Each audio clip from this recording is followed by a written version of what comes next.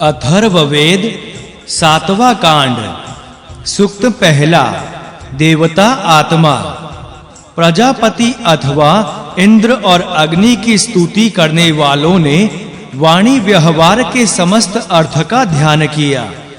जिनके कहने के इच्छुकों ने देवता वाचक शब्दों के रूप में सत्य बोला, उन्होंने तृतीय ब्रह्म अर्थात मध्यमा नामक भाषा शक्ति के द्वारा वृद्धि प्राप्त करते हुए चौथी अर्थात वैखरी वाणी से प्रसन्न होने वाले प्रजापति का नाम उच्चारण किया।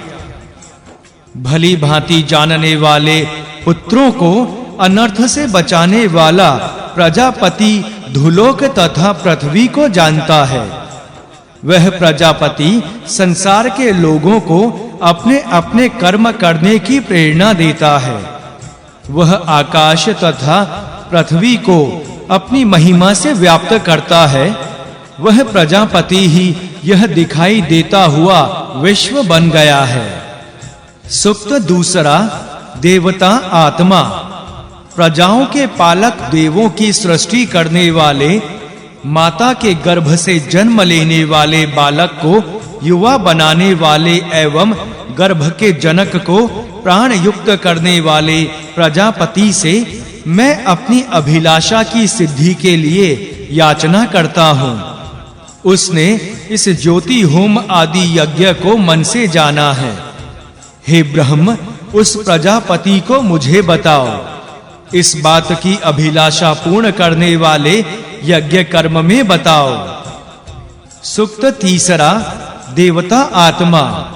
इस माया के द्वारा विश्व आत्मा के रूप में स्थित यह प्रजापति यज्ञ आदि कर्मों को उत्पन्न करता है।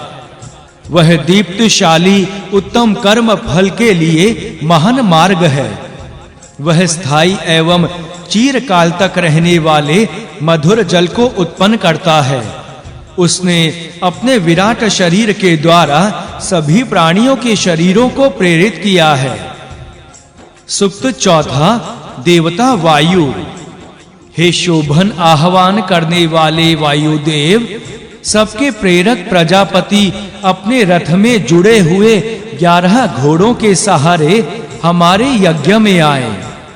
तुम 22 तथा 33 अश्वों के द्वारा वहन किए जाते हो। हे वायु, हमारे यज्ञ में आकर अपने घोड़ों को यहीं रोके रहो, अर्थात हमारे यज्ञ से दूसरी जगह मत जाओ। सूक्त पांचवा। देवता आत्मा। देवत्व को प्राप्त यजमानों ने अग्नि के द्वारा यज्ञ पूर्ण किया। अग्नि के कर्म उनके प्रमुख कर्म थे। वे महत्व युक्त देव स्वर्ग को प्राप्त हुए। वहां प्राण के अभिमानी प्राचीन देव निवास करते हैं। यज्ञ रूप प्रजापति विश्व आत्मा के रूप में प्रसिद्ध एवं सबके कारण हुए। वे प्रसिद्ध हुए तथा वे आज भी जगत की आत्मा के रूप में बार-बार बढ़ते हैं। वे इंद्र आदि देवों में प्रमुख हुए। यह यज्ञ हम सेवकों को अधिक धन प्रदान करे। कर्म से देवत्व को प्राप्त जनों ने न मरने वाले इंद्र आदि देवों के हेतु देव विषयक मन से चरु, पुरोडाश आदि के द्वारा यज्ञ किया। हम यजमान उस विशाल स्वर्ग में प्रसन्न हों एवं जब तक सूर्य का प्रकाश रहे तब तक इस यज्ञ का फल रहे। यजमानों ने पुरुष रूप हवि से पुरुष मेध नामक यज्ञ का विस्तार किया। उसमें जो ओजस्वी एवं सारवान है उसे हवि के रूप में देखा। कार्य और अकार्य के विवेक से हीन यजमानों ने कुत्ते के द्वारा यज्ञ किया तथा गाय के अंगों के द्वारा भी अनेक बार यज्ञ किया। जो इस यज्ञ करने योग्य परमात्मा को मन से जानता है, वह गुरु हमें बताओ। उसे यहीं और इसी समय परमात्मा का स्वरूप बताओ। सूक्त छठा। देवता अदिति। खंड ना होने योग्य जो पृथ्वी एवं देव माता है, वही स्वर्ग और अंतरिक्ष है। वही संसार की निर्मात्री माता और उत्पन्न करने वाले पिता हैं। वही माता और पिता से उत्पन्न पुत्र है। ब्राह्मण, क्षत्रिय, वैश्य, शूद्र एवं निषाद, ये 5 जातियों वाले जन भी अदिति हैं। प्रजाओं की उत्पत्ति और जन्म का अधिकरण भी अदिति है। महती एवं शोभन कर्मों वाली माता को सत्य और यज्ञ का पालन करने वाली माता के उद्देश्य से हम अपनी रक्षा के लिए यज्ञ करते हैं। अधिक बल एवं शक्ति संपन्न, विनाश रहित, अति दूर तक जाने वाली, शोभन सुख वाली एवं उत्तम कर्मों से प्रसन्न होने वाली देव माता अदिति को हम अपनी रक्षा के लिए बुलाते हैं। सूक्त 7वां। देवता अदिति भली भांति रक्षा करती हुई, विस्तीर्ण, पहुंचने योग्य, पाप रहित, सुख वाली, सुखमय कर्मों की प्रेरणा एवं अखंडनीय देवी नाव में हम सवार हों। उस शोभन डांडों वाली एवं छिद्र रहित देवी नाव पर अपराध न करने वाले हम कल्याण प्राप्त करने के लिए सवार हों।